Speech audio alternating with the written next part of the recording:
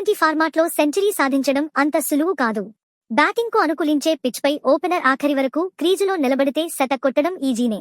కానీ middle order batter century సాధించాలంటే కష్టపడాల్సిందే. ఇక 150 స్కోరు అంటే అది సంక్లిష్టమే. అందుకే 16 ఏళ్ల ఐపీఎల్ చరిత్రలో ఇప్పటివరకు 150కు పైగా స్కోరు చేసింది ఇద్దరు ఆటగాళ్లు మాత్రమే. క్రిస్ గేల్ సాధించిన 175, బ్రెండన్ మెక్కలం 158 సాధించిన స్కోరే అత్యధికం. ఈ గణాంకాలు చూస్తే టీ20 ఫార్మాట్లో భవిష్యత్లో ఏ ఆటగాడు అయినా డబుల్ సెంచరీ సాధిస్తాడా అని అడిగితే దాదాపు అసాధ్యమనే సమాధానమిస్తారు. కానీ టీ20లో 200 మార్క్ను ఎవరు అందుకుంటారు అనే ప్రశ్నకు విలియమ్సన్ రోహిత్ శర్మ అని చెప్పాడు. టీ20 ఫార్మాట్లో అంతర్జాతీయ క్రికెట్లో రోహిత్ ఇప్పటివరకు 5 శతకాలు సాధించాడు. అత్యధిక స్కోరు 121. ఇక ఐపీఎల్లో హిట్మ్యాన్ 2 సార్లు 3 అంకెల స్కోరు అందుకున్నాడు. కేన్ విలియమ్సన్ మరో ఆసక్తికర ప్రశ్నకు సమాధానమిచ్చాడు. ఆల్ టైమ్ ఐపీఎల్ కెప్టెన్గా ఎవరిని ఎంచుకుంటారనే ప్రశ్నకు ఎంఎస్ ధోని అని సమాధానమిచ్చాడు.